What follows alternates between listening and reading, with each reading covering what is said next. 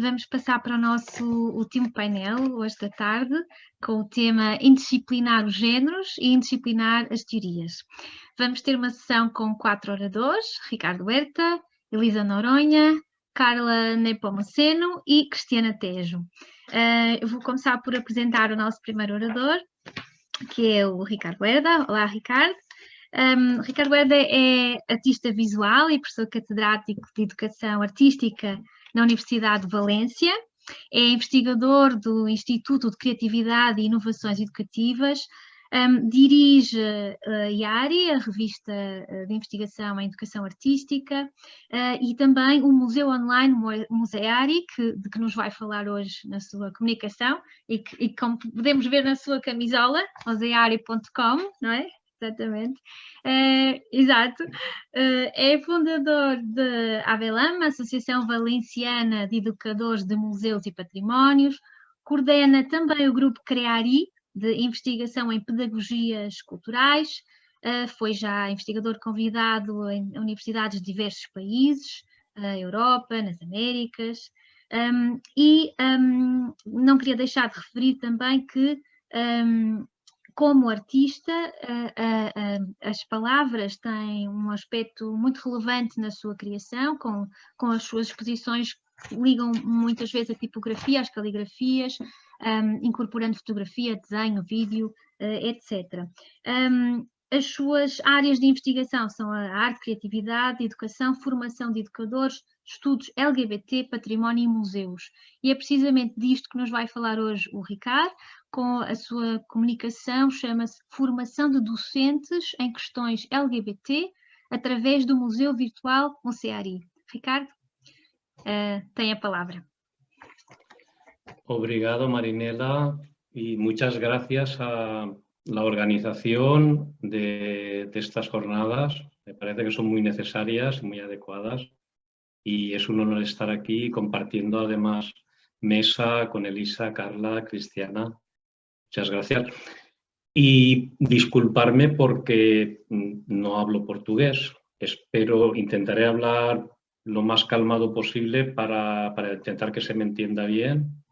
Y compreendemos perfectamente, Ricardo. Obrigado.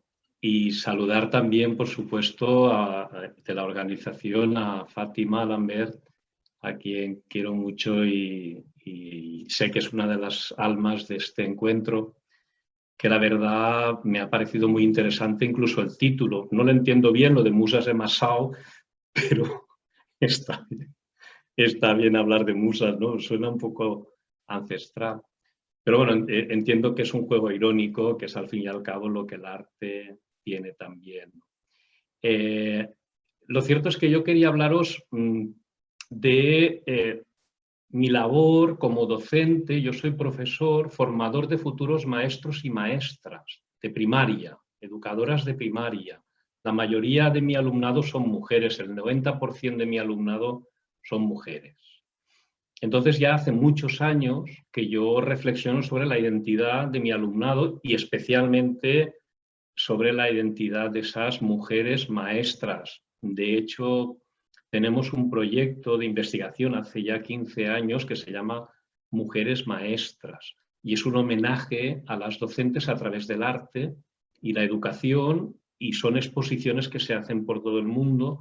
Y esta es una de las cuestiones que a mí me lleva a plantear también la importancia, pero desde hace años, de introducir el mundo de las mujeres artistas, de las mujeres creadoras en general, en mis clases, en mi docencia, tanto en la investigación como en la parte sobre todo del aula, ¿no? de las clases con alumnado. Pensar que yo doy clase a alumnado que no son artistas o futuros artistas, sino que son futuros docentes, futuros maestros de primaria, y por tanto son gente que no tiene habitualmente muchas nociones de arte, no conoce demasiado sobre arte. Entonces, el primer paso es introducirles en el arte contemporáneo.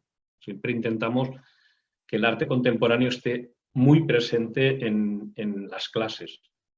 Pero además, hablar mucho de mujeres artistas y del arte creado por mujeres. Y, de hecho, una de las cosas que yo hago todos los años en clase, es llevar al aula, traer, invitar a mujeres artistas que conozco y que pueden venir, y ellas hablan con el alumnado y hacemos proyectos juntos. De ese modo, conocen a las creadoras, porque yo el primer día de clase siempre les pregunto nombres de artistas, y de los 100 alumnos, 98 son hombres, artistas de hombres, pero además hombres muertos, es decir, Picasso, Goya, Velázquez. Bien, pero están muertos y son hombres.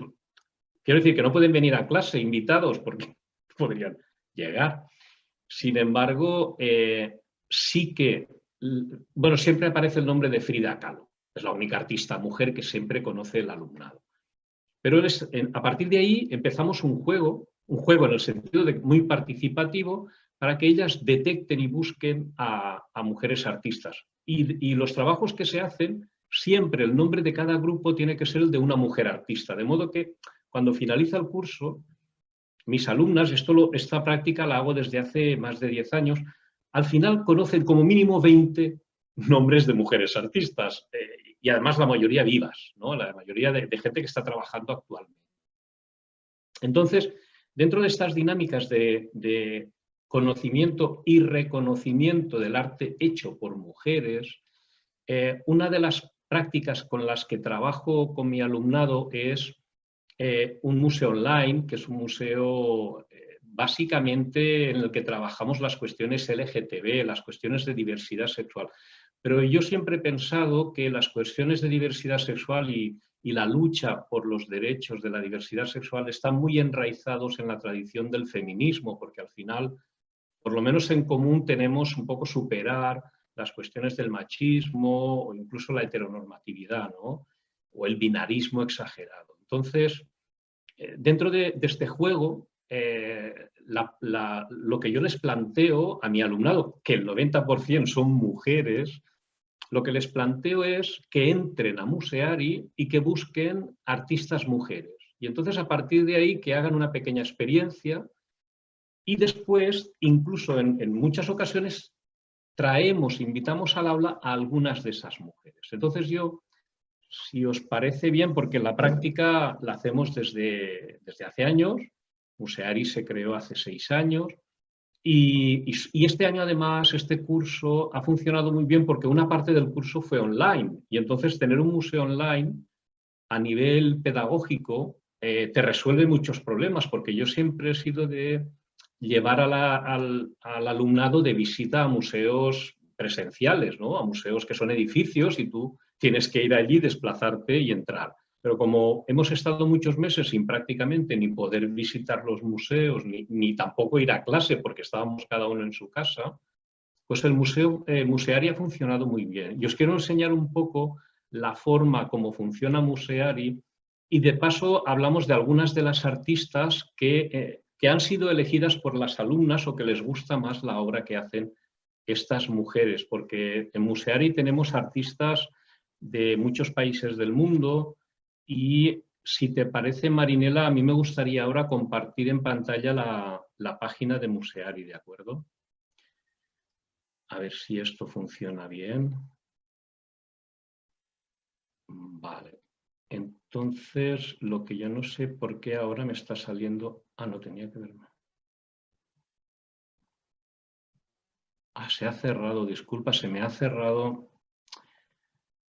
Es que haciendo antes unos cambios se me ha cerrado... ¡Qué desastre! A ver cómo consigo ahora... Un momentito, porque voy a abrir otra vez. Museari. Está aquí, está aquí. Sí que estaba. Perdonad. Perdonad porque lo que no entiendo es por qué no está saliendo al compartir.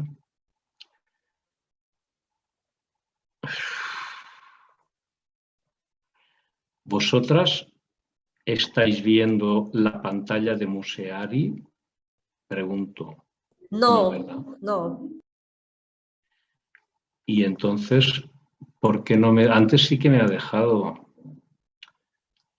Antes sí que me ha dejado. A ver si ahora, pinchando aquí, me sale. Vale, en Museari vais a ver una entrada que es, ahora mismo tenemos una figura de un artista mexicano, ahora sí, ¿verdad? Vale.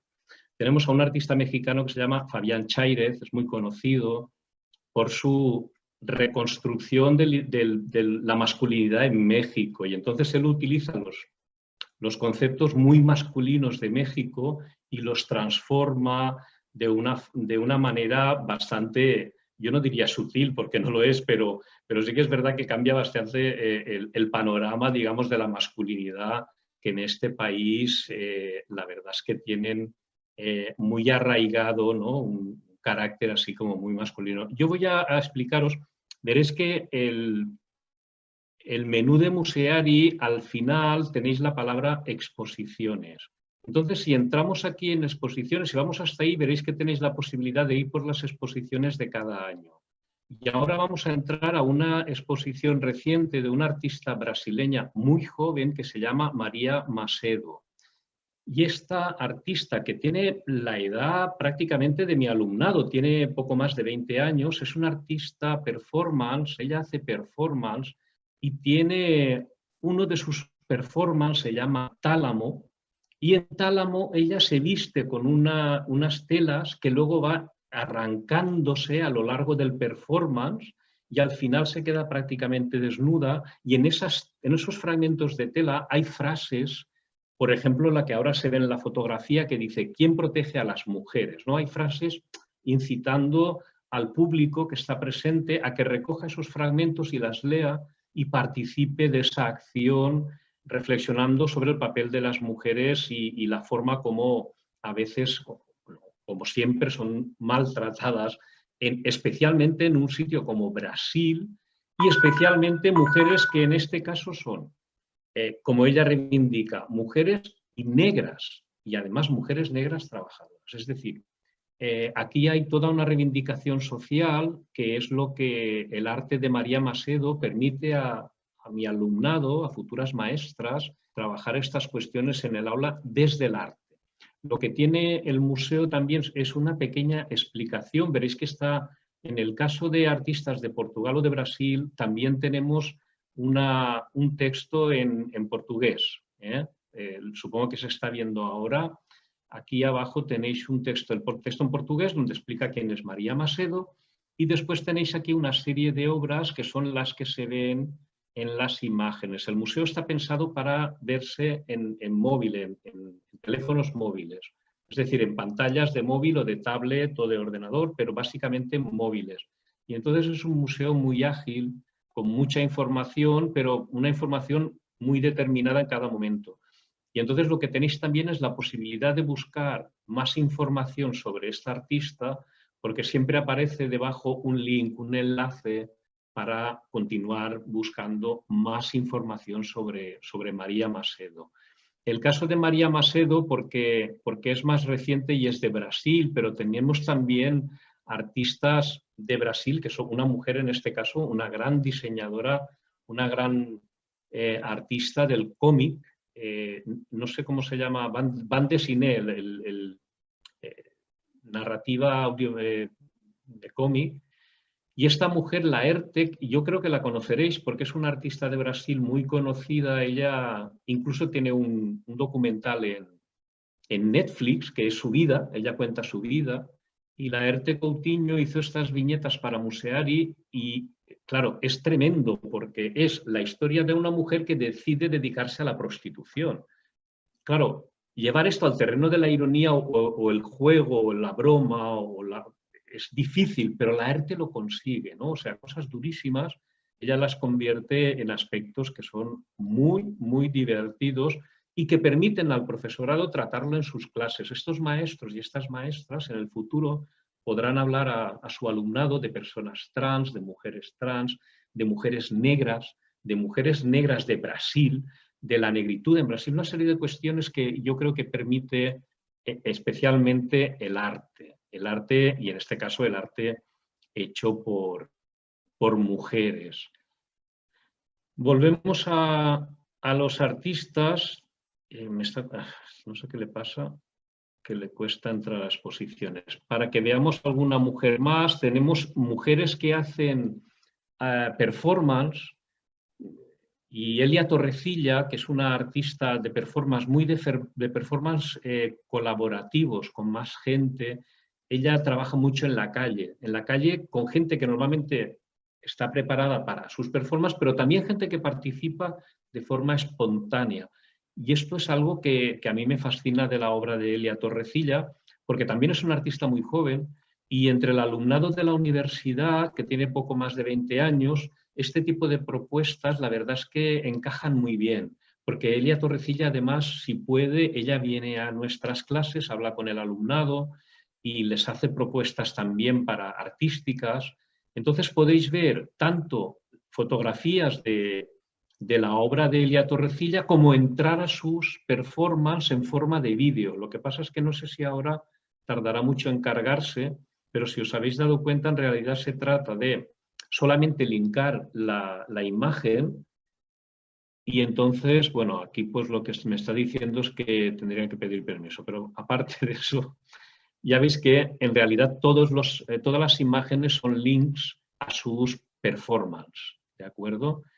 Y en esa línea de trabajo estamos incorporando mujeres muy importantes del mundo del arte, como Natividad Navalón, que siempre habla desde el feminismo, es una artista muy reivindicativa y que hizo esta serie de fotografías especialmente para Museari, que se trata de imágenes de mujeres que de alguna forma reflejan como las figuras del arte griego, de esas mujeres que conocemos por las esculturas, pero al mismo tiempo está hablando de la violencia contra las mujeres a través de armas o de cuerpos mutilados, como es el caso de esta imagen que veis aquí, o cuchillos que hablan también de violencia, o mujeres embarazadas, aunque no han querido a lo mejor quedarse embarazadas. Una serie de elementos que dicho de manera muy simple, porque son básicamente unas telas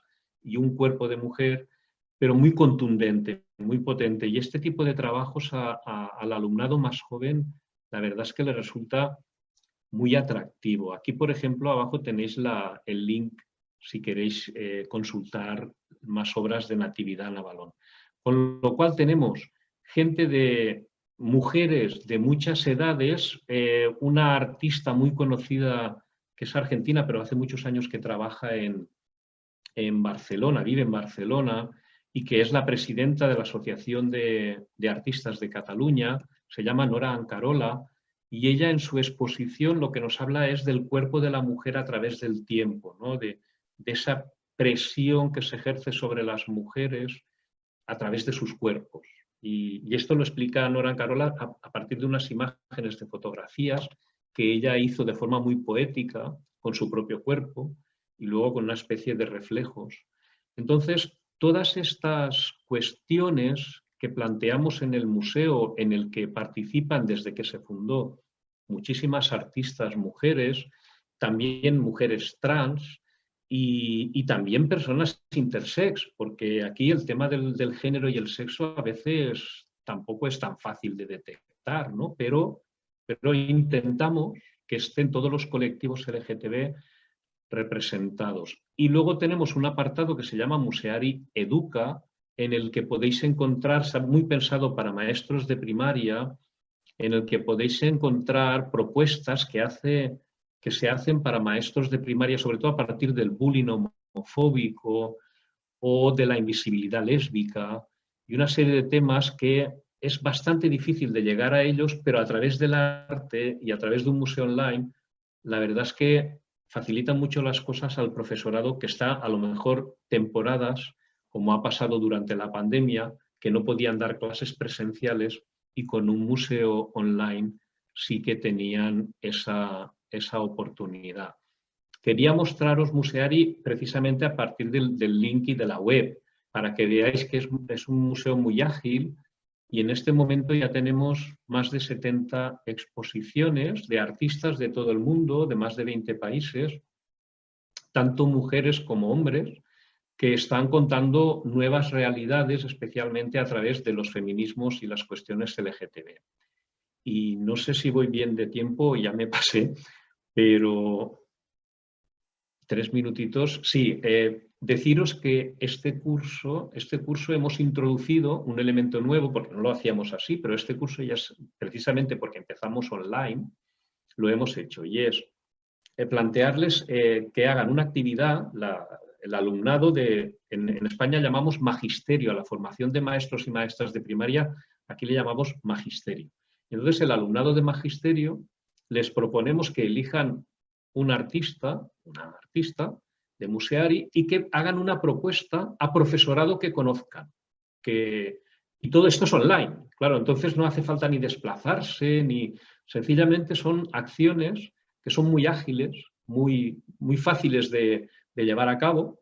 El alumnado ya está muy acostumbrado a manejar sus tablets, sus móviles, sus dispositivos digitales, y entonces con un tipo de museo como este, donde además no hay que pagar, es todo gratuito, es todo accesible, y además se puede entrar desde cualquier sitio del mundo donde haya una conexión a Internet, pues ofrecerles la posibilidad de tratar temas como los feminismos, como las cuestiones de diversidad sexual, las temáticas LGTB, desde el arte, la historia y la educación.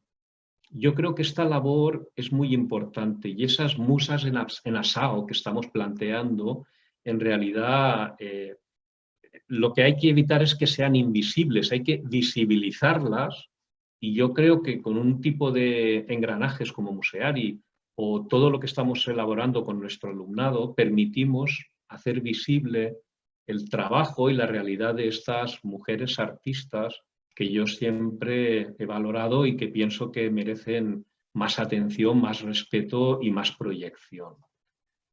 Pues muchas gracias por permitirme compartir. Muitas gracias, Ricardo. Foi muito bom ouvir falar deste projeto tão importante da educação artística, mas também de educação social, educação política. Foi muito bom, e vamos ter a oportunidade depois de conversar um pouco mais. Eu passo agora a palavra à nossa próxima colega, minha colega na Faculdade de Letras de Porto, Elisa Noronha. Ela é investigadora doutorada contratada do CITSEM, Centro de Investigação Transdisciplinar, Cultura, Espaço e Memória, onde desenvolve um projeto de documentação e exposição de publicações de artistas no museu. Portanto, continuamos no museu. Ela é doutora em Museologia e tem colaborado como professora auxiliar convidada, não só na Faculdade de Letras, mas também na Faculdade de Belas Artes da Universidade do Porto. Ela especializou-se em interseção entre a museologia e os estudos artísticos, assumindo o ponto de confluência entre os museus e a arte contemporânea, como uma forma importante de pensamento e de provocação de pensamento. Queria também destacar que ela é autora do livro Discursos e Reflexividade, um estudo sobre a musealização da arte contemporânea, que publicou em 2017. Hoje vai-nos falar sobre museus, exposições, tensões, variações no terreno do visível. Elisa, tem a palavra. Obrigada, Carinela. Quero antes agradecer a oportunidade de estar aqui nesse evento, nesse encontro tão significativo e importante. Agradecer principalmente não, mas muito, a professora Fátima Lambert, pelo desafio também, e pela confiança em eu estar aqui. Apesar da minha investigação ser sobre... Minha investigação principal ser agora, neste momento, sobre publicações de artistas, exposição e documentação de publicações de artistas, não é sobre publicações de artistas, é o que eu vou falar agora, é uma reflexão ou um ensaio que se insere na discussão Mulheres, Artes, Museus e Coleções, um ensaio sobre o ato de tornar visível arquivos, coleções, memórias, histórias e sujeitos, e as variações de enunciados, narrativas e posições que este ato provoca nos espaços dispositivos museológicos. E que atos são esses? Vou falar essencialmente de 4 empreendimentos concebidos e conduzido por mulheres, assentes num intenso trabalho de terreno e processados no Brasil. São empreendimentos que aconteceram desde a década de 40 e que são reunidos aqui mesmo como numa lógica de ensaio, de uma construção de pensamento sobre esse ato de tornar visível e analisar as variações desses atos. Eu me refiro, vou compartilhar aqui a minha tela. Desculpa. Fazer o compartilhamento da tela.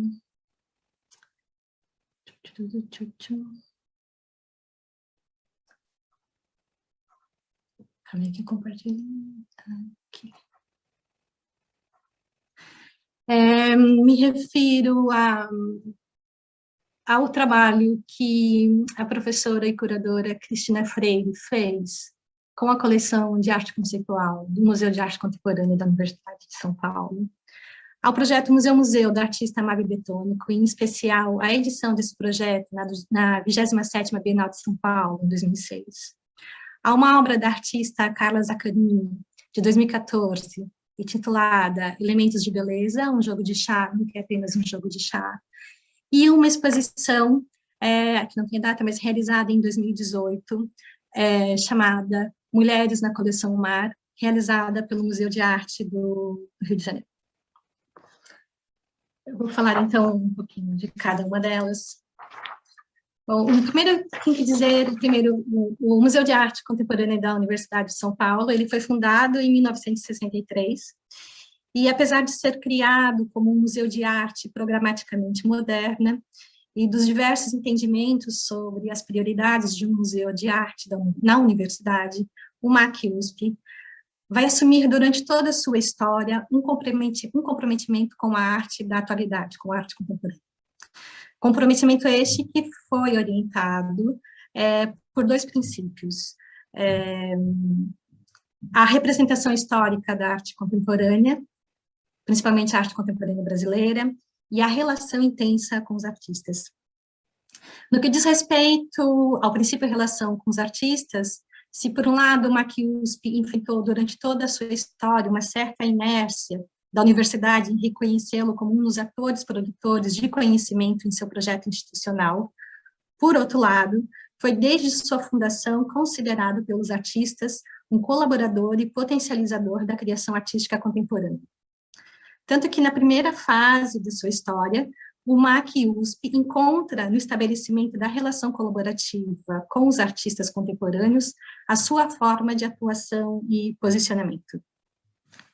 É o que vão chamar de uma certa função operacional, que seria o meio de conjugar a sua dupla natureza enquanto um museu de arte contemporânea e museu universitário, na medida que instituía um espaço museológico investigativo, experimental, reflexivo e de criação artística. Bom, exemplo dessa relação colaborativa entre o MAC-USP e os artistas são duas exposições que acontecem na década de 70, a Prospectiva 74 e a Poéticas Visuais, organizadas por Walter Zanini, em colaboração com o artista Júlio Plaza, e que procuravam trazer ao público, por um lado, uma ampla visão de linguagem resultante dos novos mídias, e, por outro, os múltiplos mídias que se valiam alternada ou simultaneamente da imagem com palavra, já que consideravam a exploração de múltiplos canais de comunicação a característica fundamental das artes dos anos 70. Nessa exposição, os artistas foram convidados a participar com poemas, palavras, conceitos, mapas, documentos, cartões postais, desenhos, fotos, publicações, livros de artista, e a maior parte das obras chegaram ao museu pelo correio, via postal. E isso, de certa forma, foi determinante para que essas obras fossem doadas ao museu, ficassem no museu, passando a constituir um núcleo muito particular do acervo da instituição, e que, no entanto, permaneceu invisível até finais da década de 90.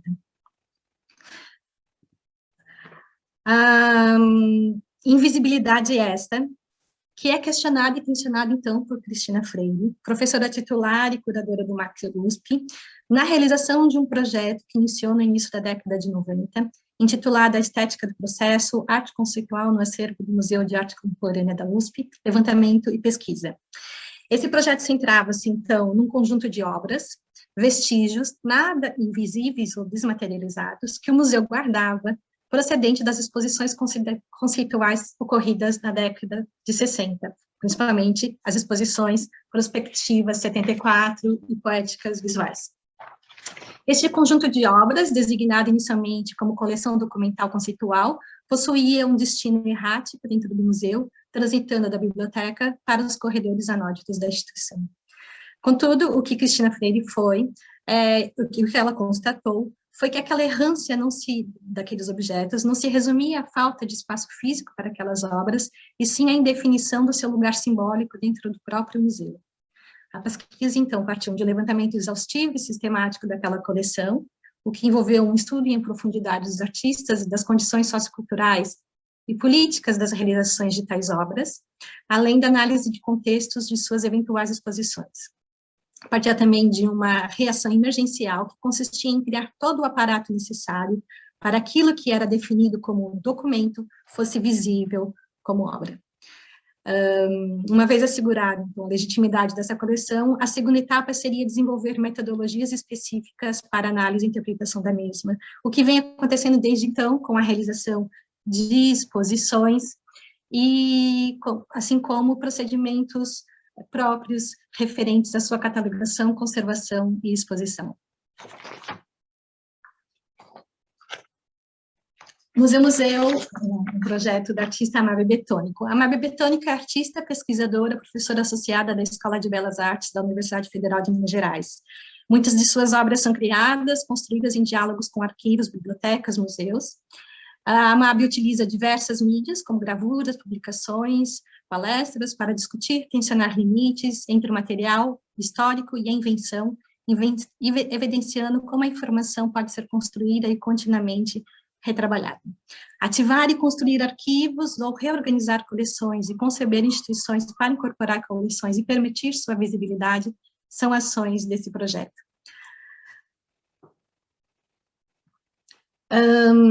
A edição do projeto Museu na 27ª Bienal de Arte de São Paulo, em 2006. Deixa eu falar aqui e vou deixar um vídeo aqui rolando.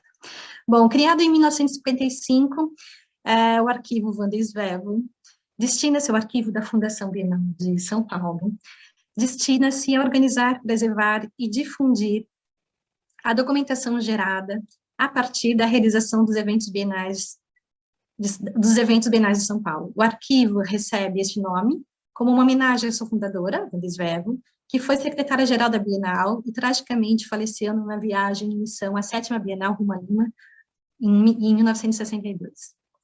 A grande utilização do acervo é feita por pesquisadores e estudantes de universidades, além de pesquisas de cunho curatorial e educativo, para exposições e mostras realizadas por diversas instituições culturais no Brasil e no exterior. A edição do projeto Museu, 20ª Bienal de Arte de São Paulo, explora duas dimensões importantes desse espaço: a invisibilidade, podemos dizer, o silêncio de uma instituição de memória, como o arquivo, e as ficções criadas para legitimar tais lugares. MAB também responde ao desejo da Fundação Bienal em tornar visível o seu arquivo. No espaço expositivo da Bienal, ocupou construir uma sala a 100 metros da saída de emergência do arquivo Wanda Svevo. Nessa sala, apresentou, por meio de um mapa, a localização de sua obra, em relação ao arquivo, propondo várias rápidas visitas guiadas ao acervo, monitoradas pelos funcionários que ali trabalhavam. Apresentou também todos os catálogos das Bienais de São Paulo, um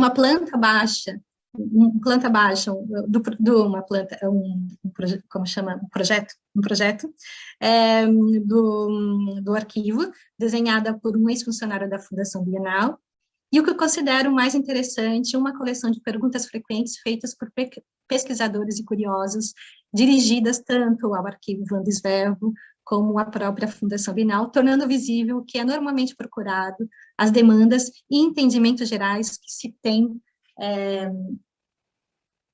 a respeito do arquivo. Aqui tem mais uma imagem. Elementos de beleza, um jogo de chá, nunca é apenas um jogo de chá. da artista Carla Zaccanini. Sobre a Carla Zaccanini, ela nasceu em 1973 em Buenos Aires, mas é no Brasil que ela inicia a sua formação e carreira artística. Trabalha com uma variedade de mídias e técnicas, desde o desenho, a instalação, performance, texto, a fim de explorar o que ela caracteriza como uma estratégia de deslocamento. Ao recontextualizar objetos e ideias existentes, Carla leva os espectadores a questionar as limitações da linguagem e da representação, a falibilidade da percepção e a construção do conhecimento. Elementos de beleza, um jogo de chá não é apenas um jogo de chá, é um desdobramento do livro que a Carla publicou, do livro de artista que a Carla publicou em 2012, onde reúne uma série de fotografias, recortes de jornal e registros criminais que documentam a ação mais radical de um movimento feminista das primeiras décadas do século XX e que defendia o direito de voto para as mulheres nas eleições políticas. Mais especificamente, um grupo de sufragistas de Londres e Manchester, autodenominado a União Social e Política de Mulheres.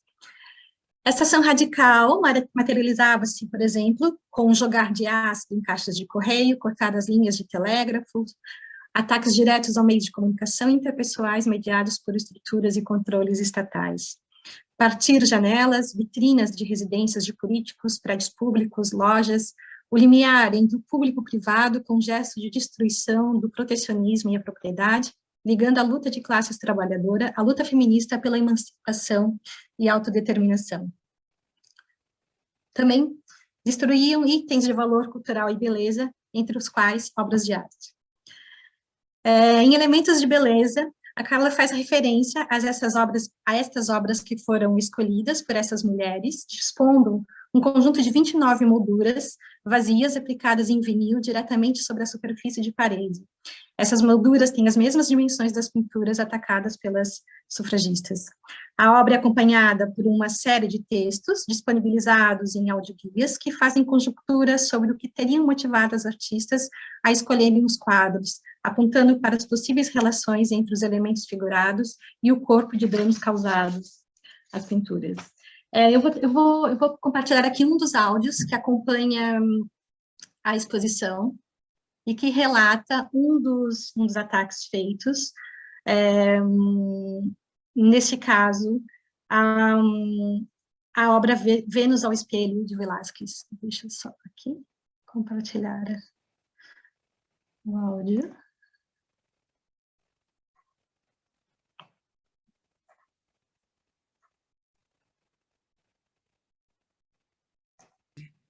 (10 de março, 1914, National Gallery, Londres). Diego Velázquez, Vênus del Espejo, 1647-1651. Óleo sobre tela, National Gallery, Londres. Tentei destruir o quadro da mulher mais bela da história da mitologia em protesta contra o governo por destruir a senhora Pankhurst, que é a personagem mais bela da história moderna. A justiça é um elemento de beleza, tanto quanto são a cor e o contorno sobre uma tela.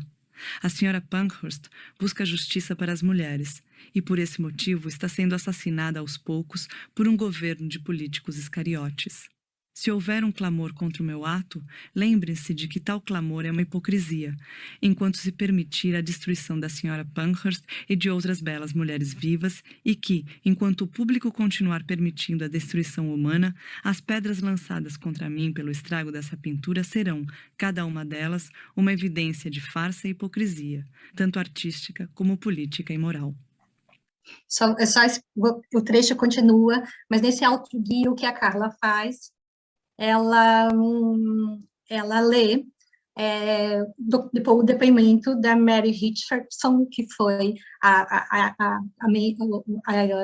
mulher, membro do movimento que havia atacado, então, golpeado esta obra de Velázquez. Vou continuar aqui para terminar. Só um pouquinho, que eu acho que perdi aqui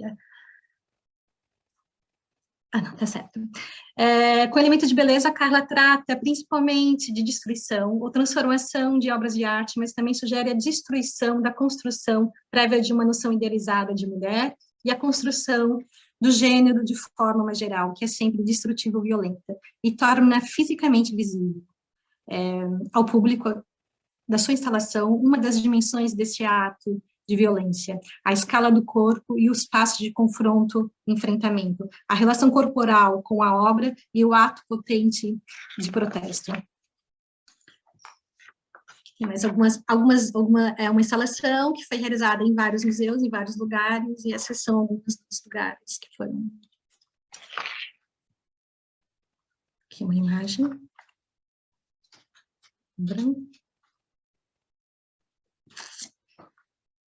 Por fim, a exposição Mulheres na Coleção do Mar, uma exposição realizada em 2018 pelo Museu de Arte do Rio de Janeiro.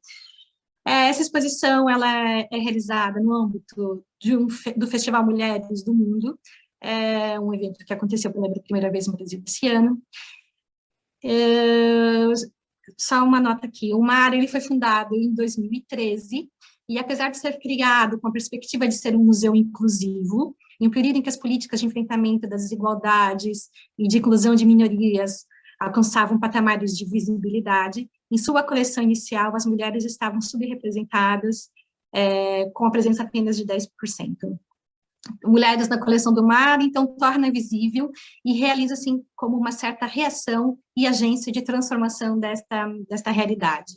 É uma exposição que surge, que é criada numa lógica de curadoria colaborativa, onde as mulheres profissionais do museu são chamadas para participar nesse processo.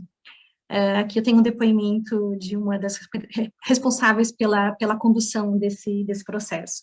Quando surgiu a ideia da exposição, pensei que não poderíamos perder a oportunidade de engajar as funcionárias do mar em um processo curatorial colaborativo, mais horizontal, de escuta recíproca, em torno das questões do que é ser mulher e do que é fazer uma mostra de artistas mulheres. A diretora acatou a sugestão, e então nos debruçamos juntas sobre as obras da coleção, trocamos experiências e saberes, dividimos preocupações. Nos créditos da exposição são citados 83 nomes, entre seguranças, recepcionistas, produtoras, auxiliares administrativas, advogadas, jornalistas, museólogas, bibliotecárias, gestoras, entre outras. O processo de organização dessa exposição, dessa curadoria, inicialmente foi feito, então, através da realização de encontro entre essas mulheres, encontros onde, primeiramente, foram discutidos questões relativas a questões de gênero, relatos, experiências, vivências, e que culminaram em decisões que guiaram a própria materialização da exposição. Foram processos, então, é uma curadoria que pressupõe um processo de aproximação, reconhecimento, identificação de interesses, preocupações e afetos, em particular, e, claro, de criação coletiva. Para finalizar aqui, eu vou mostrar, então, agora só excertos de 2 vídeos, então, que mostram um pouco mais da exposição. Só um pouquinho.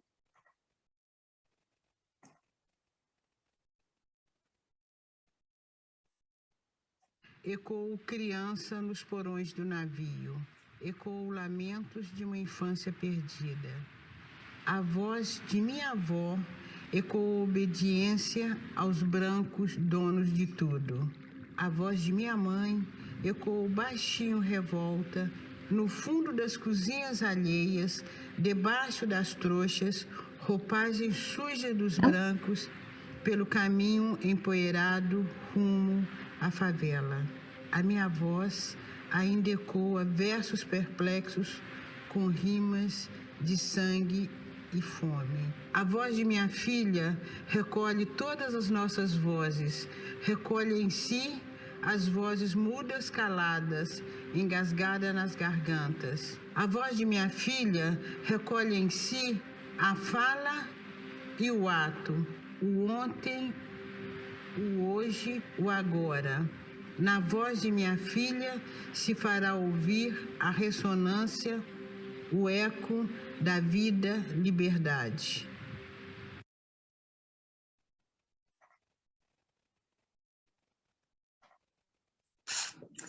Depois, se procurarem na internet, encontram vídeos, relatos das funcionárias, então, das participantes desse processo colaborativo, a contar como foi esse processo e as experiências. Muito obrigada. Muito obrigada, Elisa, muito obrigada. Foi muito interessante este olhar que nos trouxe sobre estes 4 entendimentos sobre como tornar visível e dar voz aos sujeitos mulheres, não é, na história, que ficam silenciados nos arquivos, e com certeza depois vamos ter também tempo de falar um bocadinho no final e também podemos falar um pouco mais destes vídeos que nos mostrou agora no final. Eu passava agora a palavra à nossa próxima oradora, a Carla Nepomuceno, Nepomuceno, já estava a declinar no feminino. A Carla é licenciada em História pela Universidade do Estado de Mato Grosso, Brasil. Tem uma pós-graduação lato sensu em Historiografia Brasileira pela Universidade do Estado de Mato Grosso, também a UNEMAT, e um mestrado em Literatura, Cultura e Diversidade pela Universidade da Corunha, em Espanha. É também professora de Português de Língua Estrangeira e está neste momento, aliás, a tirar um mestrado, fazer um mestrado de professores de secundário, bacharelato e idiomas na Faculdade de Educação na Universidade da Corunha. E precisamente porque se tem dedicado a esta questão da docência, também de língua, traz-nos uma comunicação sobre as minorias invisíveis, a invisibilidade das mulheres nos livros didáticos espanhóis, algumas reflexões conceituais e metodológicas a partir de uma perspectiva de género. Tem a palavra, Carla. Olá, olá, escutam-me bem? Pronto, boa tarde a todas e a todos. Antes de mais, gostava de cumprimentar aos meus companheiros, as colegas que estão cá a partilhar conosco esse terceiro painel do primeiro dia, não é, do Seminário de Musas em Ação. E, portanto, vou partilhar com vocês o documento que tenho cá. Pronto. Bem, então, essa minha comunicação, ela surgiu a partir da primeira parte do estágio, não é, que nós fizemos como alunos do Master de Professorado, e nomeadamente, pois, eram questões que eu já tinha há muito tempo, que já vinha abordando de alguma forma enquanto aluna e depois enquanto professora, e portanto conhecia a realidade, não é, do Brasil, mas não conhecia a realidade educativa da Espanha e nomeadamente da Galiza, não é? Portanto, o nome está aí, não é? Minorias Invisíveis, e em alguns momentos vou partilhar com vocês algumas fotografias, algumas imagens de mulheres que fizeram muito na história da Galiza e na história da Espanha, e depois podemos falar um bocadinho sobre elas. Bem, portanto, não é? Há algumas questões que sempre ficaram na minha mente quando eu abria um livro didático, não é? Ou um livro de texto, como dizemos cá, e foram algumas dessas perguntas que fizeram-me trabalhar nessa questão, não é? Por que é que o protagonismo das mulheres está reduzido a breves apontamentos nos livros didáticos, não é? Onde é que estavam as mulheres nas guerras?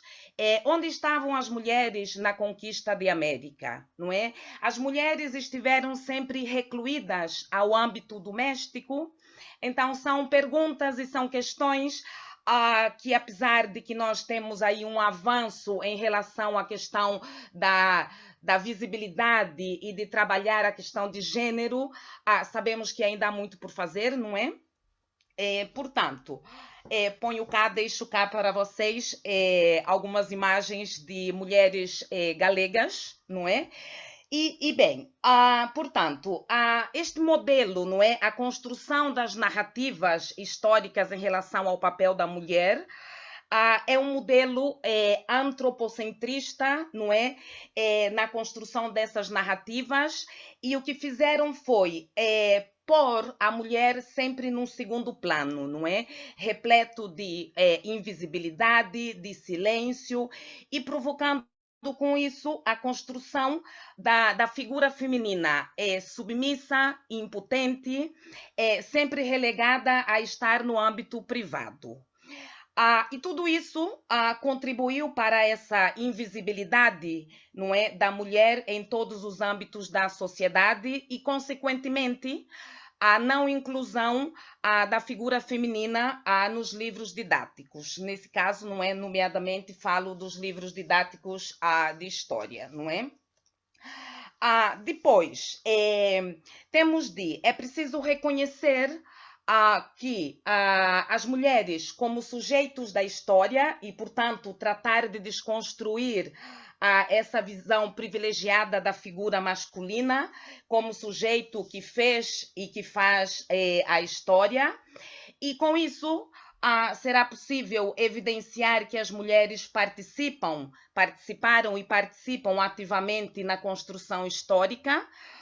E, portanto, devemos refletir desde essa perspectiva, não é? E focar-nos, não é, na questão não só dos livros didáticos em si, mas também do currículo educativo, não é? Depois, e já trazendo aqui um bocadinho a Bourdieu em relação ao capital simbólico, não é? Ele reflete e fala muito sobre a questão de que evidenciamos que os sistemas simbólicos exercem um poder estruturante, na medida que também são estruturados. Isso quer dizer, não é, que a estruturação do poder simbólico ele decorre da função que os sistemas simbólicos possuem de integração social para adquirir um determinado consenso. E neste caso, não é, estamos a falar que o consenso é o consenso da dominação masculina.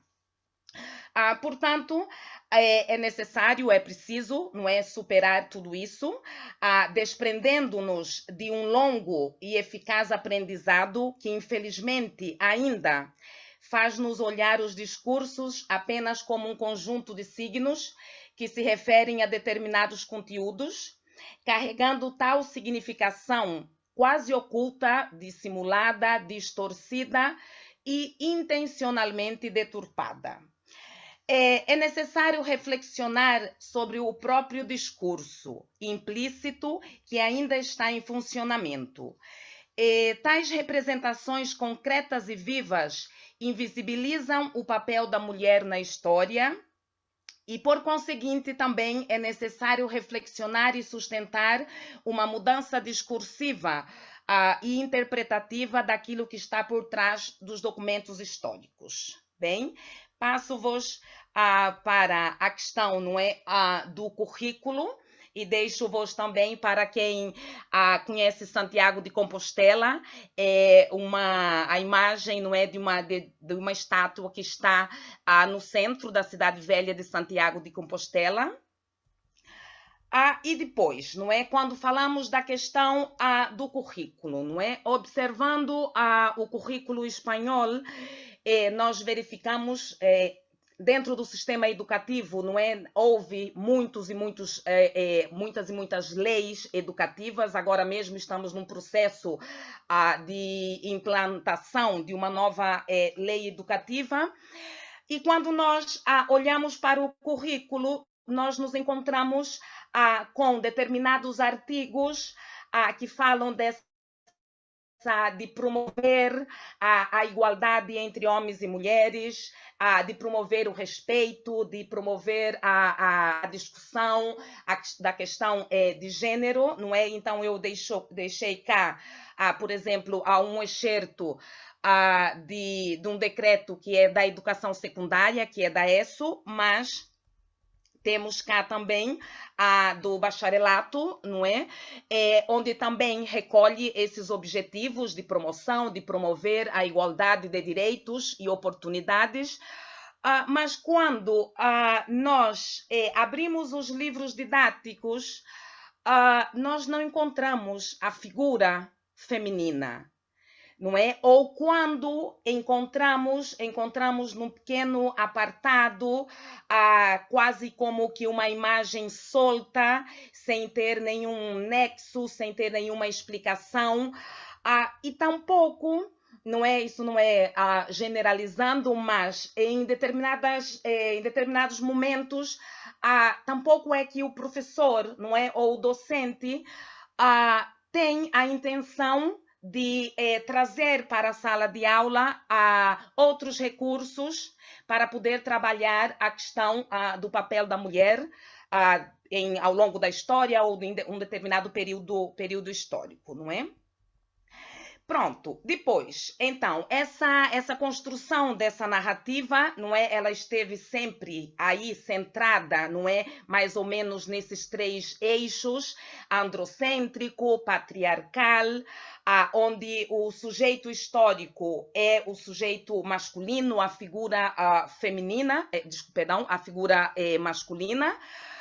E nós, por exemplo, já trazendo para a área das ciências sociais, sim que conseguimos observar algumas mudanças positivas na questão do estudo das mulheres, não é? Sobretudo quando nós falamos da historiografia, da escola dos análises, por exemplo, que já começamos a trabalhar com a questão da história cultural, mas a questão também está muito no fazer docente, não é? Então, portanto, eu pus cá 2 perguntas, que esses novos paradigmas historiográficos realmente foram transferidos para a sala de aula?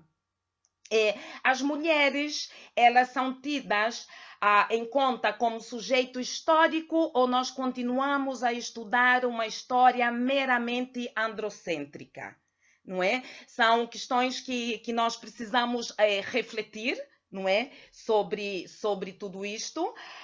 E, portanto, bem, quando eu falo da questão do papel docente, não é? Eu acho que precisamos assumir uma postura crítica e efetiva, no sentido de libertar-nos dessa fácil e rápida interpretação que nós podemos encontrar nos manuais didáticos. Portanto, devemos, não é, reflexionar sobre como, onde, quando e por que eles foram produzidos, não é? E é dentro dessa perspectiva, tanto discursiva como interpretativa, que se situa o campo estratégico do poder no fazer histórico, porque é onde podemos localizar os discursos e as relações de poder que definem o que eles dizem e como dizem. Há uma necessidade de reconhecer que o papel histórico das mulheres deve estar em pé de igualdade aos dos homens. Cabe aos profissionais docentes e demais pessoas dedicadas à investigação histórica mudar essa situação e, por conseguinte, encontrar possibilidades de gerir um currículo e construir um conhecimento menos sexista, revelando não só a invisibilidade da mulher no currículo, mas a forma privilegiada que tem o ponto de vista masculino nos conteúdos de história, não é?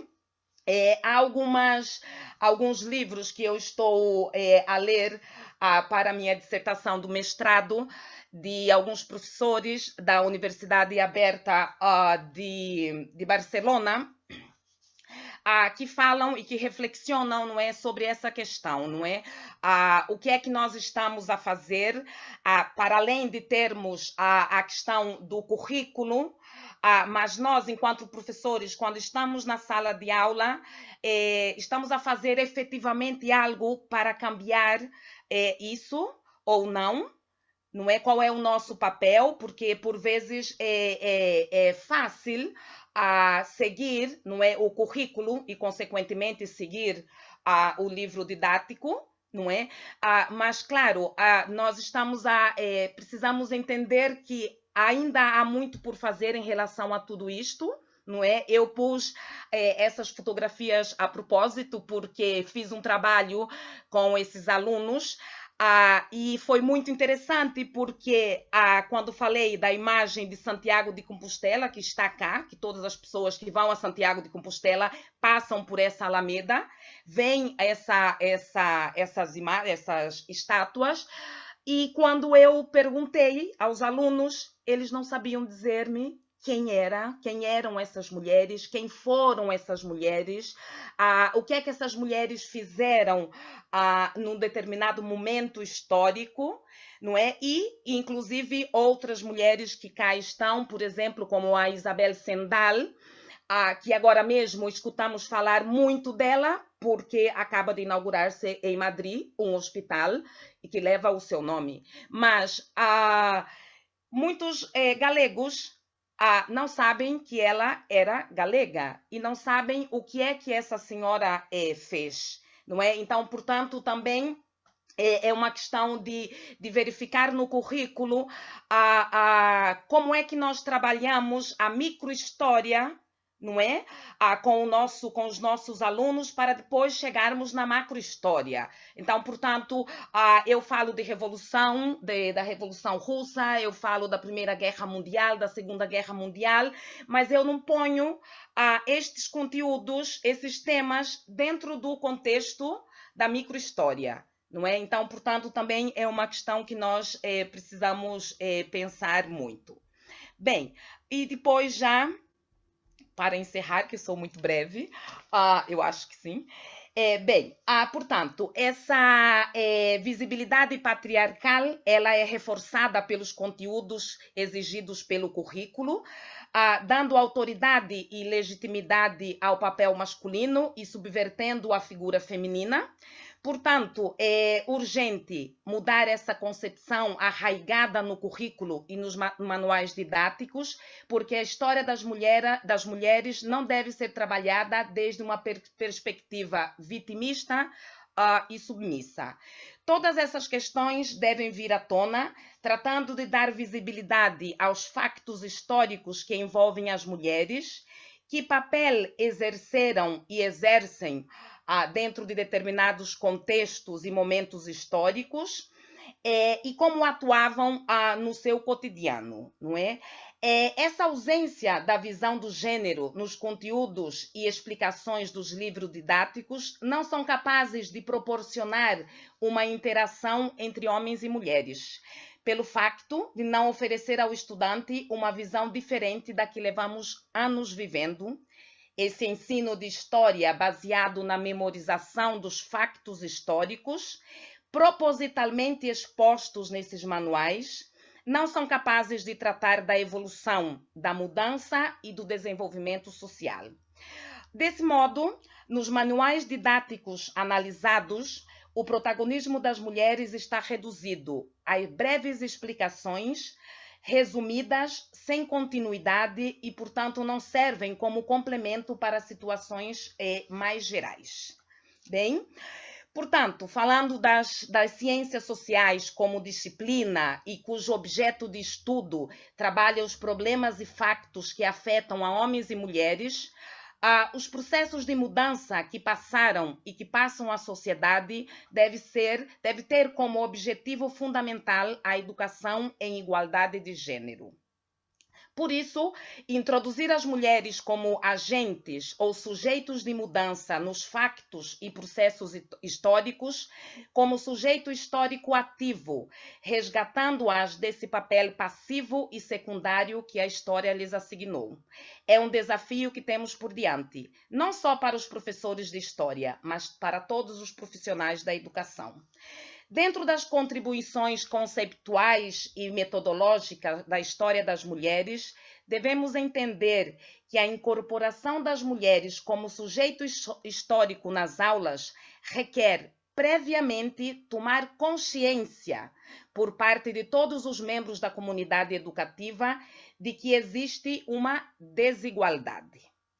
e que essa desigualdade é uma construção cultural, não está denominada pela genética e, portanto, pode e deve ser mudada. Há que entender efetivamente que a história é uma matéria-chave para explicar muitas situações de desigualdades referidas no presente e para erradicá-las. Portanto, muitíssimo, deixo-vos com esta frase de Emília Pardo Bazán, não é? Muito obrigada, muitas graças e muitas graças. Muito obrigada, Carla. Muito obrigada por esta intervenção tão interessante que nos convenceu completamente da importância, que nós já estávamos convencidas, senão não estaríamos aqui, mas é um excelente argumento a favor de incluir nos materiais didáticos as mulheres, não é? Mostrar a sua participação ativa na construção da história, que é absolutamente fundamental. Vamos voltar a falar sobre isto. Eu passo já de seguida à nossa última oradora, a Cristiana Tejo. Nós estamos um bocadinho atrasadas, mas vamos lá ver se ainda conseguimos falar um bocadinho. Cristiana Tejo é curadora independente e doutora em Sociologia pela Universidade Federal de Pernambuco. É membro integrado do Instituto de História da Arte da Universidade Nova de Lisboa e cofundadora do projeto Espaço Now Here, Experimentos e Trocas Artísticas, uma iniciativa experimental para pesquisas, diálogos, práticas em arte contemporânea que tem sede em Lisboa. Foi coordenadora-geral de programas públicos da Diretoria de Cultura da Fundação Joaquim Nabuco e curadora de arte da mesma instituição.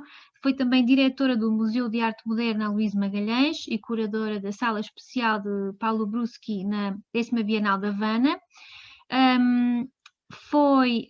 Queria só destacar algumas publicações. Publicou Paulo Bruschi Arte em Todos os Sentidos, em 2009, Panorama de Pensamento Emergente em 2011 e foi também a organizadora do livro Paulo Bruschi Arte e Multimeios em 2014 e, por fim, dizer só que é conselheira do Museu de Arte Moderna de São Paulo. E hoje vai-nos falar de curadorias matriarcais. Cristiana, tem a palavra. Muito obrigada a todos, a todas, principalmente à querida Maria de Fátima Lambert, pelo convite inicial e a toda a equipa da Comissão Científica. Obrigada a todos, as minhas colegas e as colegas daqui da nosso encontro. Eu peço desculpas, eu estou muito com uma alergia horrível que surgiu de ontem para hoje, já fiz teste de Covid, não é Covid, está um pouco baralhada a cabeça, enfim, mas vamos lá. O que eu vou trazer é mais uma espécie de exercício de reimaginação, de especulação, enfim, em torno da questão da curadoria. Né, isso partindo da minha própria busca por uma curadoria antifálica, não fálica, talvez, antipatriarcal, e a observação das transformações, principalmente no campo da arte brasileira, nos últimos 5 anos.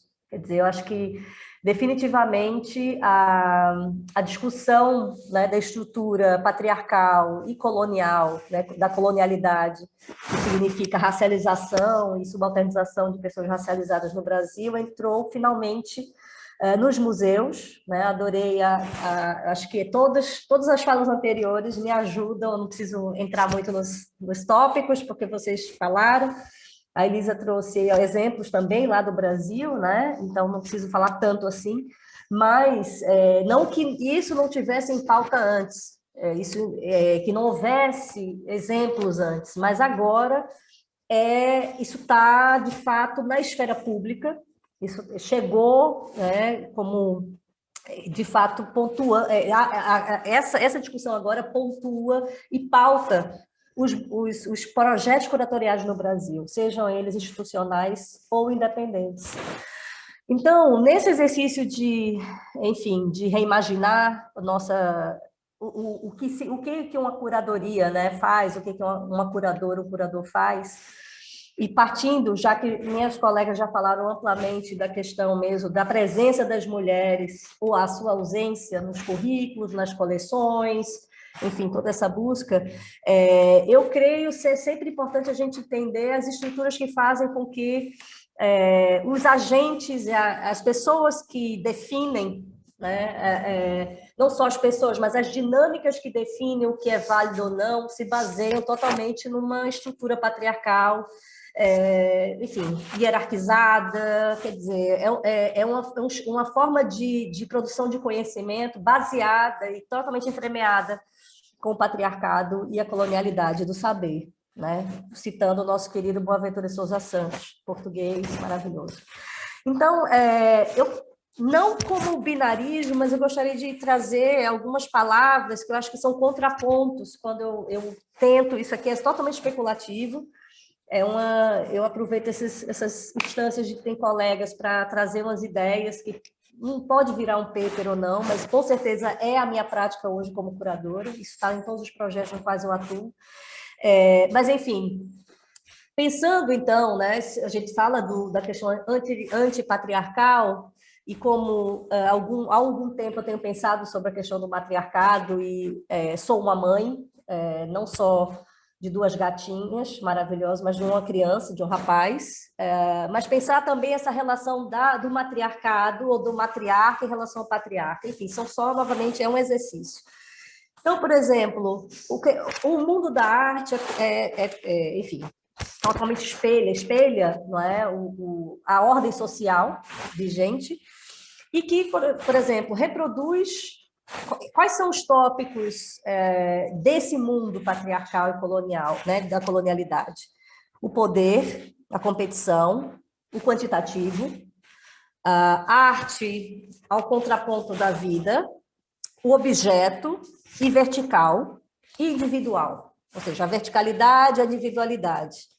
O contraponto, o que eu traria pensar sobre essa questão antifálica, outra vez matriarcal, ao invés do poder, a potência, e aí essa palavra, por exemplo, é uma palavra que está muito, muito presente nos discursos atuais, não só de artistas, mas também de curadores e pensadoras, e, enfim, qualquer profissional da arte hoje no Brasil envolvida em questões progressistas, enfim, a potência, enfim, deslocar o poder para a potência enfim, é básico, né? Então, não mais o curador, trazendo para a curadoria baseada no poder do curador ou da curadora, muitas vezes, quando a gente fala poder, é uma questão fálica, com a potência, né? E a competição, o contraponto seria a colaboração. E isso tudo, veja, eu estou falando de uma perspectiva matriarcal, mas isso é qualquer sujeito que se identifique, não interessa se são homens, cis, trans, mulheres, não, é uma questão de conceitual, né? É menos biológica quanto matriarcal e mais conceitual. Então, uma das métricas que permeiam a nossa vida, também na universidade, é o quantitativo, né?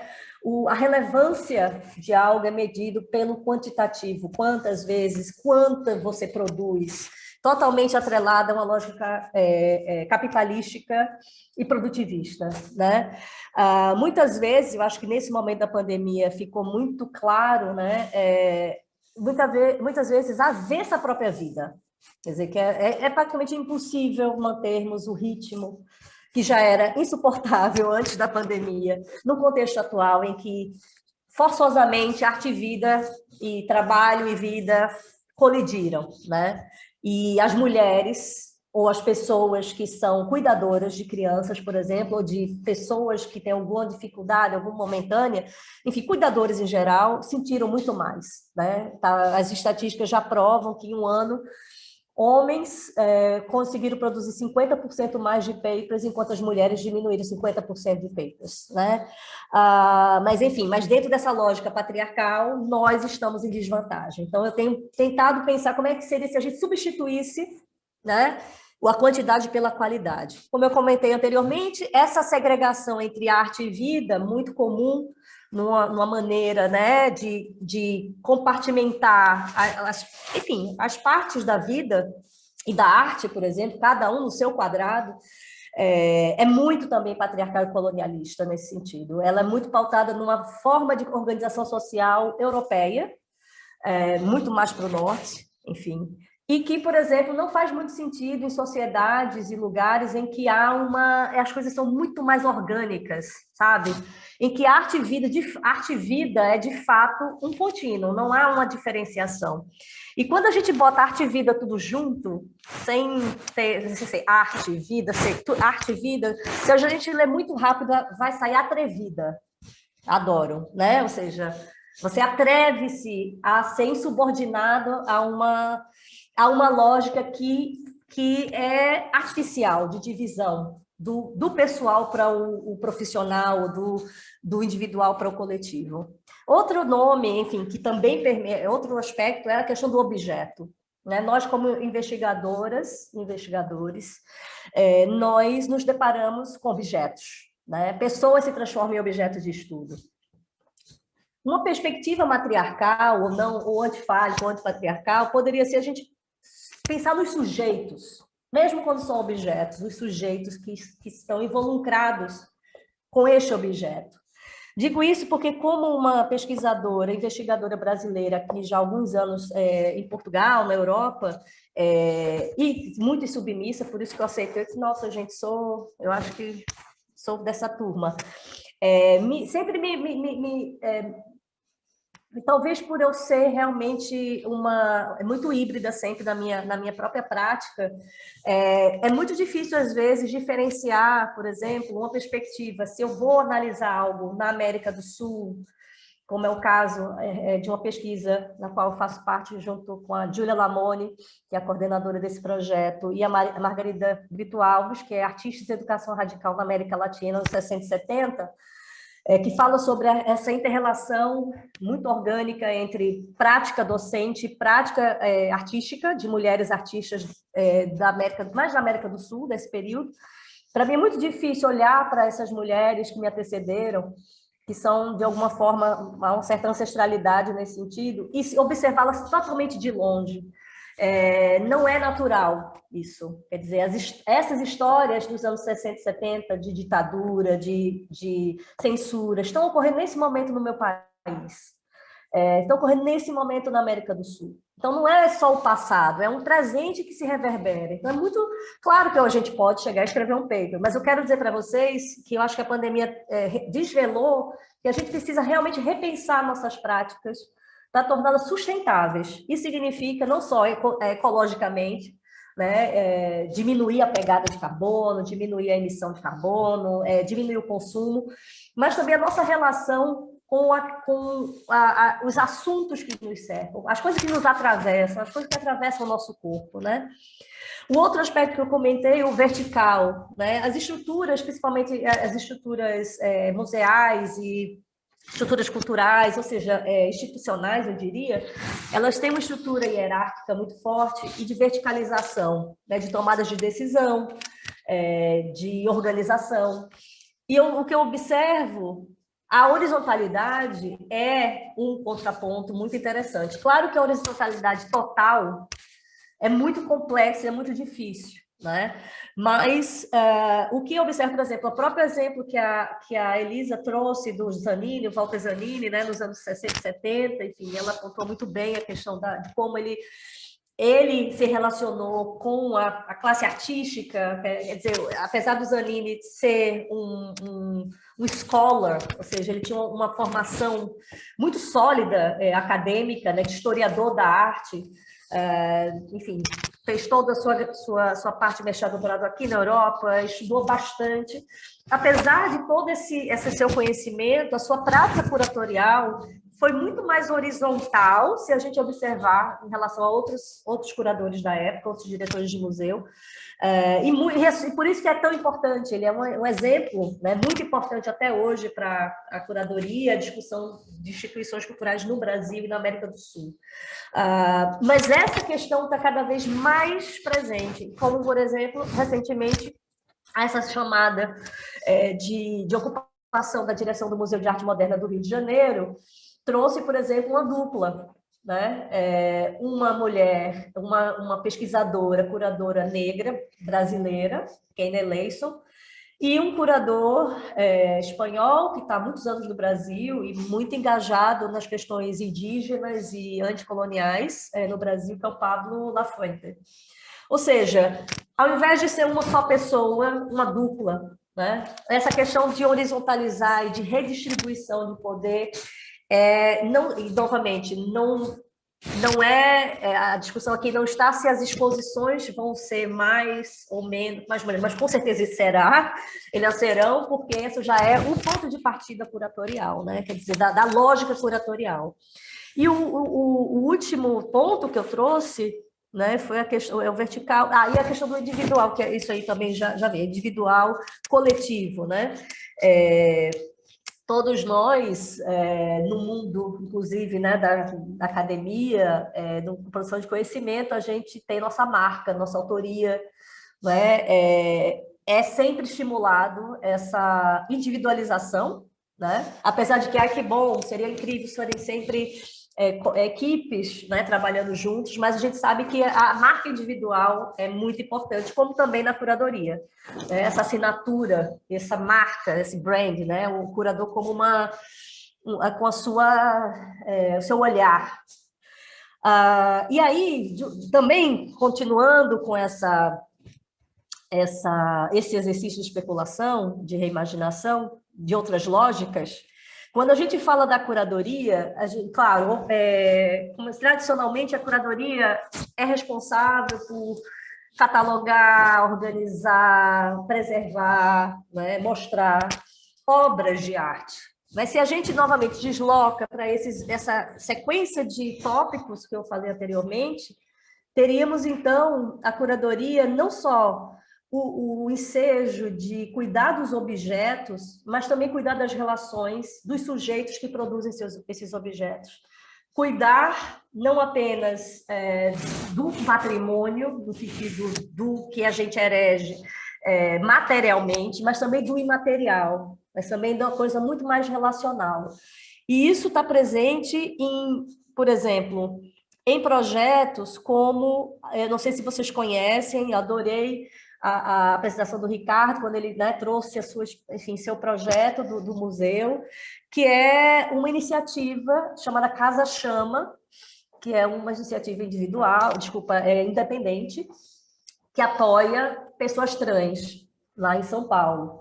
Artistas, principalmente, há vários artistas trans que, nesse momento, estão despontando no cenário artístico internacional, nacional e internacional, que passaram por esse projeto, que é de cuidar, né, ajudar a organizar. É isso que eu quero dizer, assim, está meio confuso, mas eu acho que eu vou chegar no ponto, que é não apenas expor as obras dessas mulheres trans, desses artistas trans, mas cuidar desses artistas para que eles, de fato, tenham condição de entrar no mundo da arte, entende? Ou seja, cuidar na base. Dar, por exemplo, orientação de como preparar o portfólio, de como fazer uma aplicação para uma bolsa. Enfim, dar as ferramentas que normalmente os artistas aprendem na sociabilidade das universidades ou da sua prática profissional. É um exemplo. Outro exemplo, a Casa do Povo, que é uma instituição que já existe já há quase 10 anos. Quer dizer, a Casa do Povo existe desde os anos 40, em São Paulo.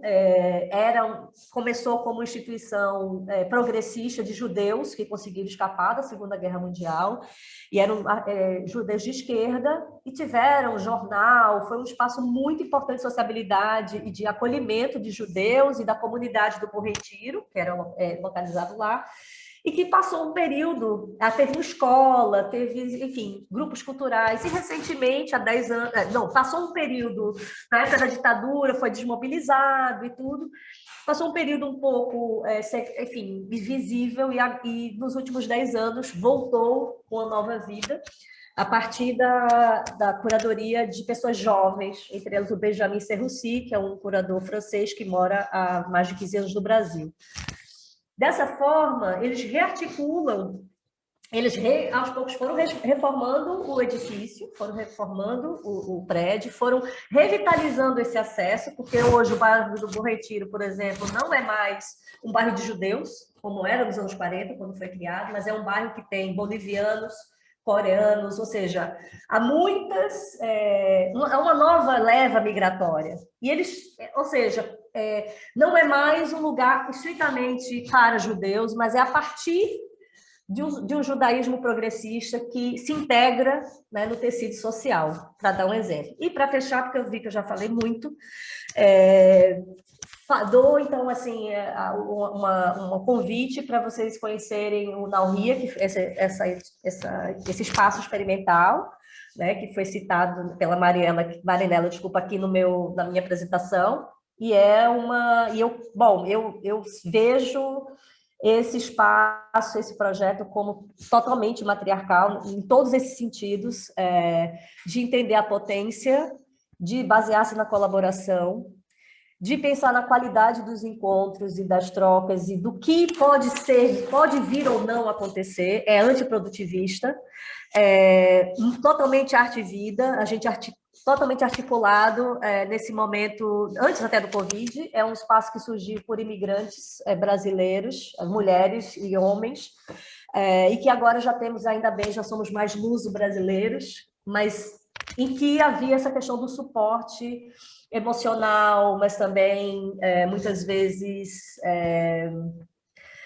Enfim, é complexo, mas nós fazemos acompanhamentos críticos e isso envolve muitas instâncias. Instância, por exemplo, de uma escuta cuidadosa, que permeia não apenas a teorização, conceituação dos trabalhos, mas também às vezes, é uma terapia em grupo, por exemplo, porque o momento é complexo do mundo, né? E eu acho que a gente, só para fechar, nós precisamos de novas ferramentas de navegação. Essas que a gente usou até recentemente, todas as teorias são incríveis, elas ainda estão lá, mas a gente não consegue mais caminhar daqui para frente com isso. A gente precisa refazer, né, remapear e construir novos objetos de navegação, de situar, talvez nem objetos, sujeitos de navegação, para a gente se ressituar e tentar recriar o mundo que acabou, né? Que acabou recentemente.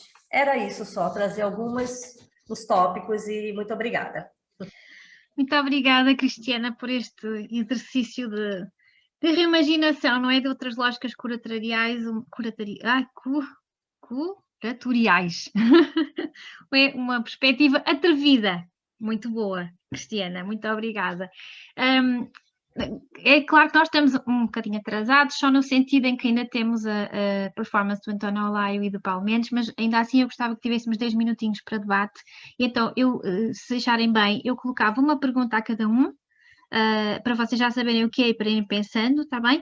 E depois pedia-vos que tentassem fazer essa resposta em 2 minutinhos para cada um, está bem? 3, para ver se não nos atrasamos muito. Então, a minha primeira pergunta para o Ricardo, perdoe-me se estou a dizer o seu nome à portuguesa, mas eu pedi-lhe se poderia falar um bocadinho sobre a equipa que faz o Museari, que faz aquela seleção de autores, de artistas, quem é que está por detrás do museu, não é? E quem é que faz o trabalho de investigação e de curadoria. Se pudéssemos falar um bocadinho sobre isso, gostávamos de o ouvir. Para a Elisa, na realidade tenho 2 perguntas, escolha que quiser. Eu achei que a vi naquele vídeo do mar, da exposição do mar, mas não tenho a certeza. Portanto, se quiser falar sobre isso, caso eu tenha visto bem e tenha participado, se quiser falar nisso, como é que foi a experiência, ótimo. Se não é o caso e eu estou a projetar a Elisa no vídeo, se quiser mostrar o outro vídeo que tinha para mostrar e aproveitar, esteja à vontade, está bem? Depois, para a Carla, eu gostava de ouvi-la falar e a lembrar-me que a Isabel Barreno, que é uma socióloga portuguesa e escritora da obra muito conhecida, As Novas Cartas Portuguesas, ela fez nos anos 80 um estudo sobre os manuais didáticos em Portugal, a que ela chamou falso neutro. E ela chama muita atenção não só para a questão das imagens, mas da linguagem. Estava a pensar se a Carla também reflete sobre isso também, não só as imagens das mulheres a participar na história, mas até o modo como toda a história é contada no masculino, o homem, não é? e como elas não entram nem na imagem nem no texto, não é? De certa maneira, se quiser pensar um bocadinho sobre isso. E finalmente, para a Cristiana. Cristiana, vamos imaginar que a sua intervenção, em vez de ser curadorias matriarcais, era curadorias pós-pandémicas, porque falou muito nisso. Se pudesse isolar assim 2 preocupações que acha que são absolutamente fundamentais nas curadorias pós-pandémicas, que nós não podemos deixar de abordar, 2. Ele falou imensas coisas, não é? Mas sintetizando só para 2, está bem? Se puderem ser breves, eu sei que são, porque foi um painel espetacular, por isso vão conseguir fazer. Então a palavra agora é vossa. Força, Ricardo. Obrigado, Marinela, y muy interesantes todas las intervenciones y muy variado. Al final, creo que encajamos piezas porque nos interesan muchas cuestiones, especialmente a nivel social, ¿no? Creo que estamos rompiendo esquemas. La pregunta que me hacías respecto al aspecto curatorial de la curaduría en Museari, la relación con los artistas, me ha gustado mucho cuando Cristiana ha dicho que Museari es un proyecto muy independiente. Y esto es algo que nosotros reivindicamos, es decir, poder funcionar con mucha libertad para decidir cuestiones. Normalmente, cuando estás muy vinculado a una institución, esa institución te marca las pautas. Si Museari fuese el museo de la Diputación de Valencia, pues entonces tú tendrías que estar dentro del encaje de esa historia. En este caso se trata de un proyecto que nace de unos profesores universitarios que rompe el esquema del museo tradicional en el sentido de que no hay detrás una institución muy poderosa, unos coleccionistas con mucho dinero, muy ricas, muy famosa, no. Nosotros somos gente trabajadora, humilde y que nos encanta lo que hacemos, nos encanta la historia, el arte, la educación. Y a partir de ahí creamos esta plataforma para comunicarnos con el mundo. Entonces, la forma de seleccionar o de generar actividad curatorial en Museari parte del contacto con muchísimos colectivos de todo el mundo. Es decir, nosotros llevamos muchos años relacionándonos con gente de varios países, pues no sé, en Perú hay un movimiento LGTB muy importante, hay mucha persecución al mundo LGTB, pero el movimiento existe y además está muy bien organizado. Entonces, en cada país en el que vamos contactando, siempre hay movimientos que nos ayudan a detectar dónde están esos artistas interesantes que podría interesarles la propuesta museal. Y entonces, lo que intentamos es también que sea representativo de muchas realidades. Entonces, a partir de ahí empieza la obligación de seleccionar, claro que sí. Pero claro, como a nosotros nos gusta algo que ahora en educación es muy importante, hablamos mucho de interseccionalidad. La interseccionalidad que significa que más allá de la edad, porque vosotros sois muy jovencitas, pero yo ya soy mayor, yo ya tengo mis años, tengo mi edad, mi pasado. Vosotros muy jóvenes, pero claro, cuando ves el mundo, digamos, desde una perspectiva con más edad, te das cuenta de que hay posibilidades en personas y artistas de todas las edades.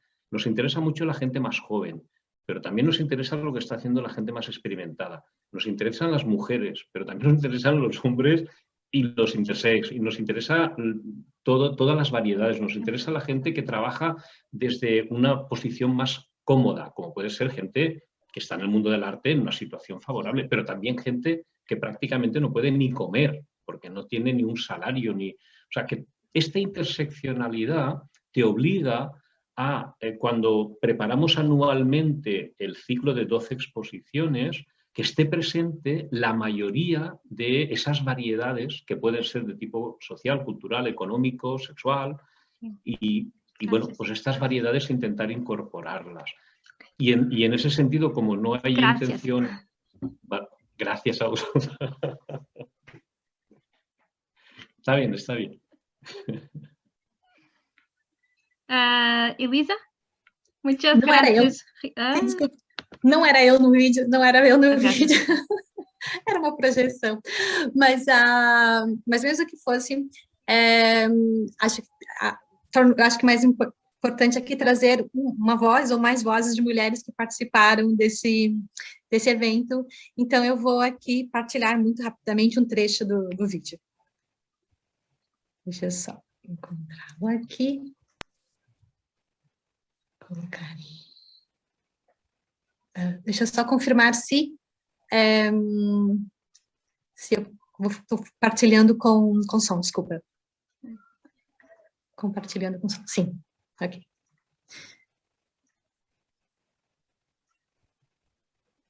A adesão foi bastante grande das colaboradoras do museu e teve uma representação bacana. E essa era uma preocupação a princípio. Eu acho que a abordagem que foi feita foi importante. A gente sabe que existe uma invisibilização, né, de certos setores. No próprio corredor do museu, a gente se encontra, né, as mulheres que participaram do processo, e a gente já sorri uma para outra, a gente já conhece um pouquinho mais uma da outra. Todo mundo sentado numa roda, independente do cargo que elas tenham, da função que elas tenham, e trocar de igual para igual é uma coisa assim muito única dentro do ambiente de trabalho. Eu acho muito importante. Aqui isso tem acontecido e tem enriquecido muito a relação entre as mulheres mesmo. O MAR, ele já tem...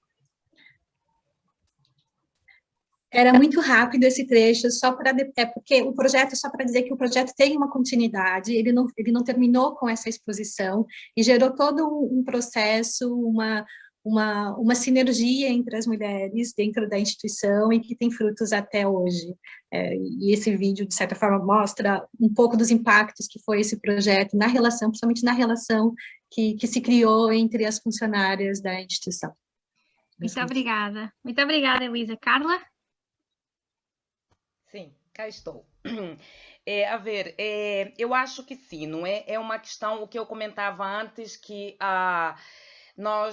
se nós olharmos para trás, nós vamos ver que nós avançamos muito, não é, nessa questão, mas temos também de saber que ainda há muito por fazer, não é? E essa questão dessa linguagem sexista, ela está aí, ela está nos livros didáticos, mas nós encontramos com elas em qualquer sítio, em qualquer lugar que vamos pela rua, não é?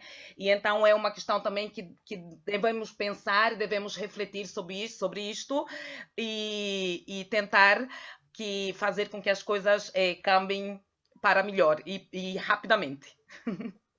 Muito obrigada, Carla, muito obrigada. Cristiana, muito obrigada pela rapidez. Bom, também vou tentar ser bem rápida, porque eu sou prolixa. Curadorias pós-pandêmicas, 2 tópicos. Primeiro, a condição dos artistas.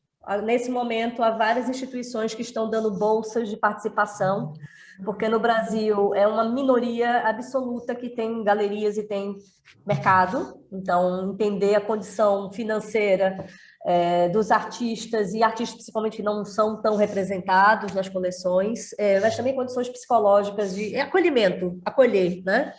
E o segundo tópico seria a abertura a novas perspectivas, formas de saber, outras maneiras de expressar-se, outras museografias. Eu acho que é isso, está aberto a outras perspectivas de conhecimento e de enunciação de discursos.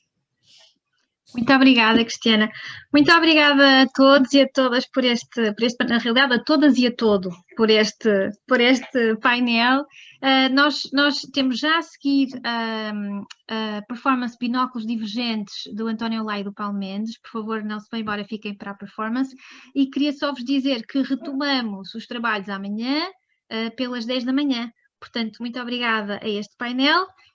E ficamos então com o António Laio e Paulo Mendes e provavelmente ainda com a intervenção do artista. Portanto, muito obrigada e até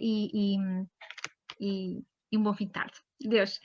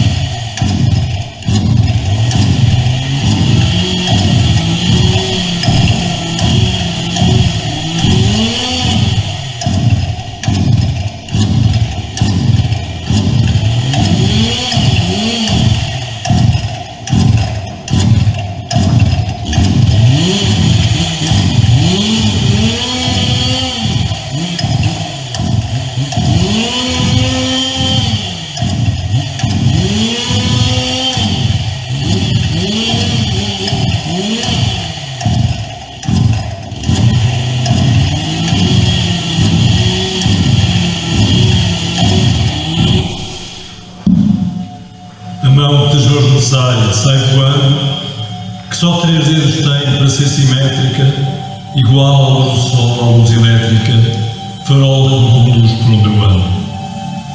E tudo assim parece nem ser da vista nada sai insignificante, olhar que não vê se espelhando, muito se faz pouco, pouco nenhum. Herdeira deste ser ambivalente, a sombra faz um círculo perfeito do corpo que só sombra é agora. Corpo que se assim se vende, assim se sente, que assim se apresenta deste jeito, olhar que nem tem dentro, nem tem fora.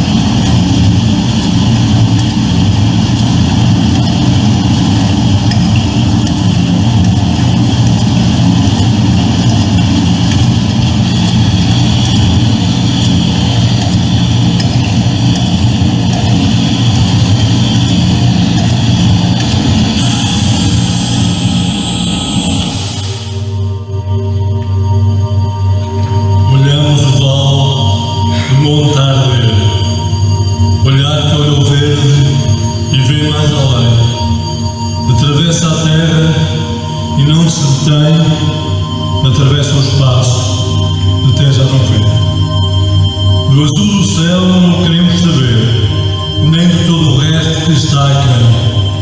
Nenhuma das coisas interessa a alguém, tudo o que parece vai desaparecer. De cada casa só fica o lugar, da neve branca só fica o frio. Condição para ser é ser invisível, vento do norte enquanto houver ar, lado de dentro de um quarto vazio, sem ter o que ver, ver é impossível.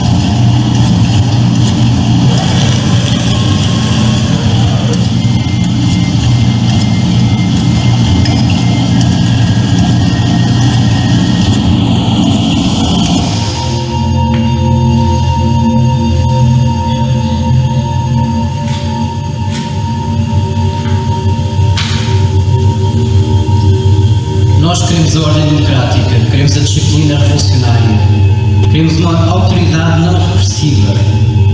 Queremos, sobretudo, que as estruturas sejam criadas sob o ponto de vista do trabalhador, sob o ponto de vista dos explorados, sob o ponto de vista da maioria que são os explorados e não uma minoria que são os exploradores e os seus lacaios e os seus intermediários. É importante que as pessoas tenham consciência disso.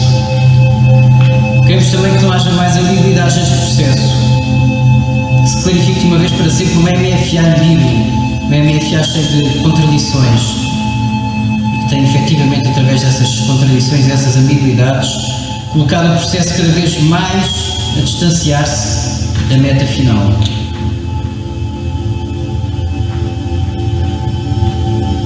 Para que o processo revolucionário prossiga, há necessidade que as coisas se clarifiquem.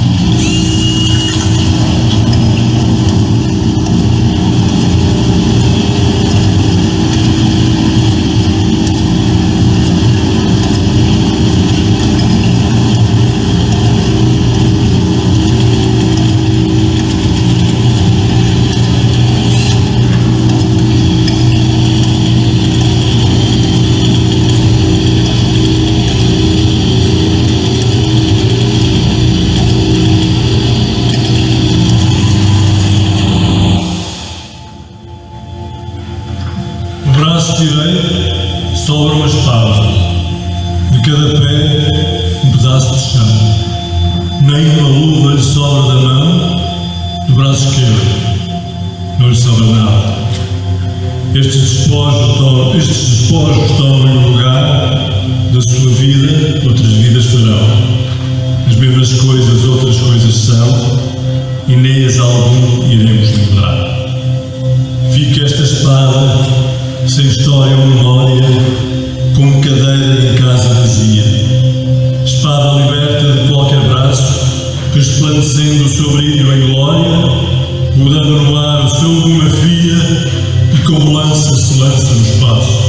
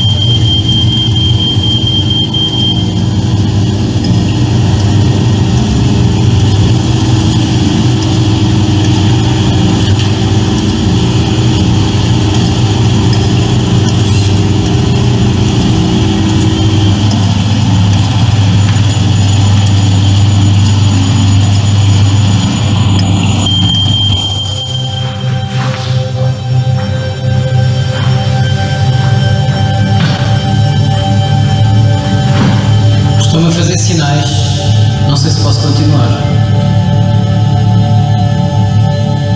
Talvez seja melhor explicar aos ouvintes que não posso continuar a falar por razões técnicas, é isso?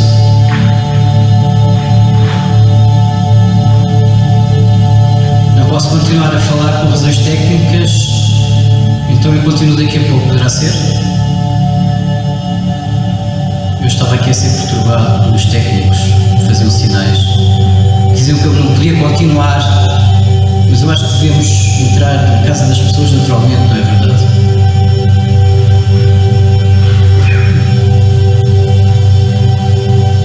Porque tecnicamente eu não posso continuar a falar. E eu continuaria, porque gostava de desenvolver este tema, até para explicar melhor qual é a nossa posição e o que é que nos trouxe aqui.